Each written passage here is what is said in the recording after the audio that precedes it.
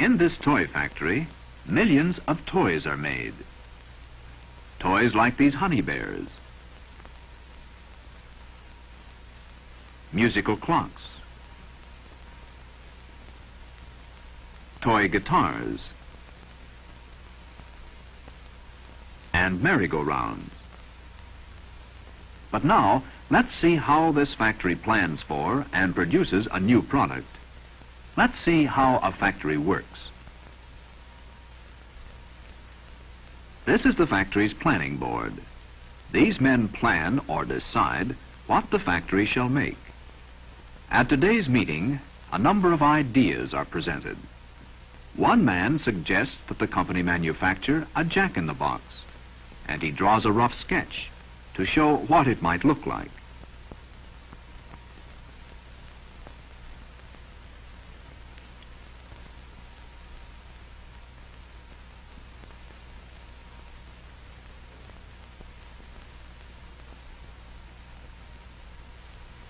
Then the idea is improved upon. Why not make a jack-in-the-box with music? A kind of jack-in-the-music box. Sketches of this idea are sent to the experimental department. A worker in this department makes a sample or experimental model of the new toy. This is what the jack-in-the-music box will probably look like if it is finally manufactured.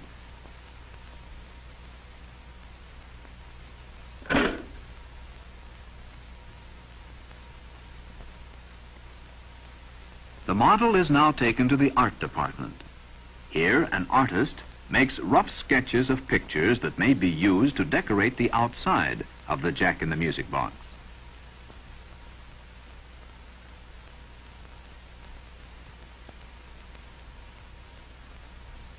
Then he takes his sketches and the decorated box back to another meeting of the planning board. The men on the planning board check the completed model.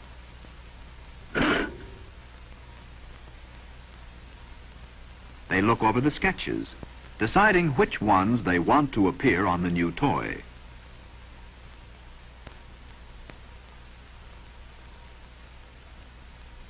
The jack-in-the-music box is finally approved for production. Engineering is the next step in the production of the toy. In the engineering department, highly trained engineers plan exactly what parts will be needed and how the toy will be made. They also design the tools that will be used to make the parts for the toy.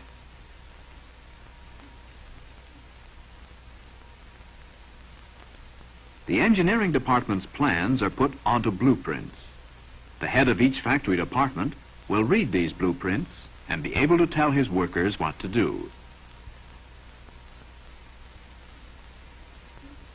One set goes to the tooling department.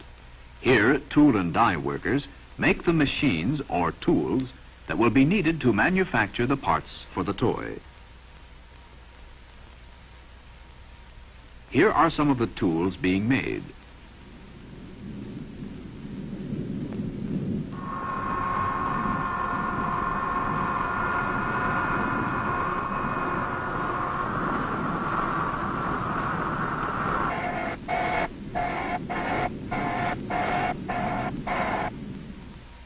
Another set of blueprints goes to the purchasing department.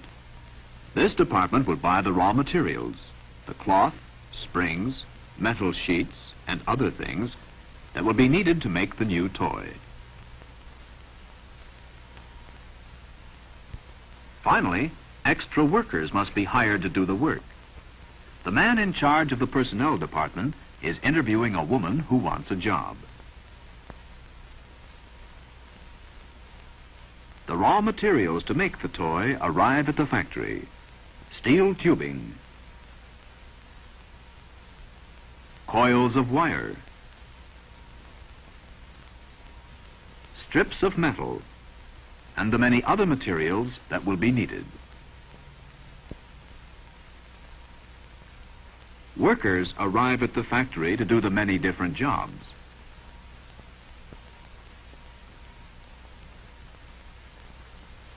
Now the tools have been made, The machinery has been moved into place. The parts for the Jack in the Music Box are coming off the production line. This machine is called a shearer. It cuts off strips of metal for the body of the toy.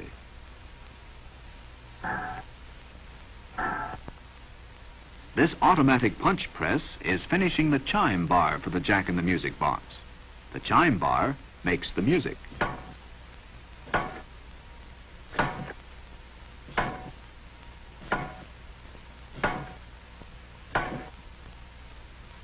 This coil of wire is fed into another punch press. This press uses a piece of metal called a die to cut off and form cranks and axles for the new toy.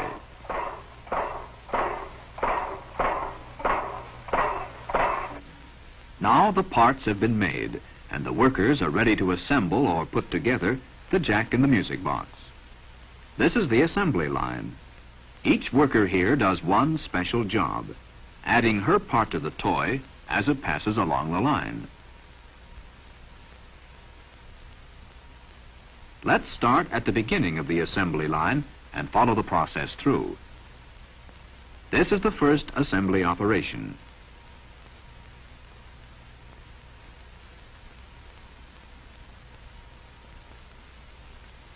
This woman is using a machine which bends the flat metal sheets into the can body that will be used for the Jack in the Music Box.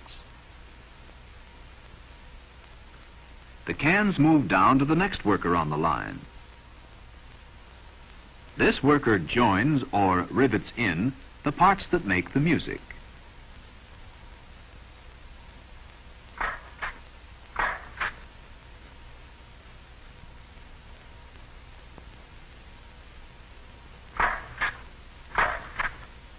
This is what they look like in place. This girl puts on the crank and the rubber belt that make the music parts work.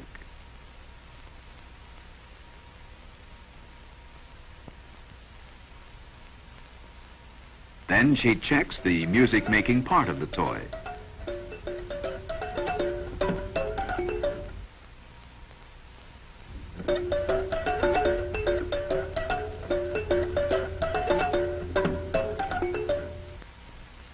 Another worker places a cardboard tube containing the clown's suit inside the can.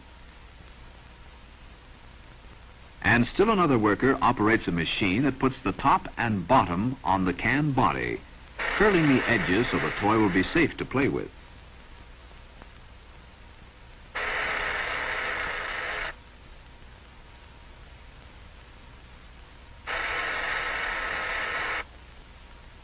Now the clown's head is made ready for the new toy.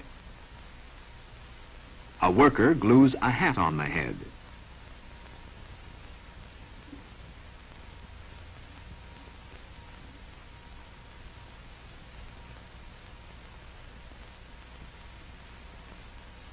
Then the head is attached to the long spring that will make it pop up.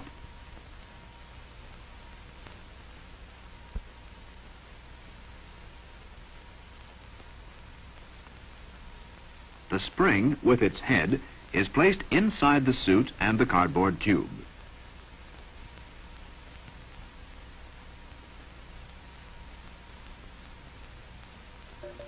The suit is clipped around the clown's neck, and the toy is tested to make certain that it works right.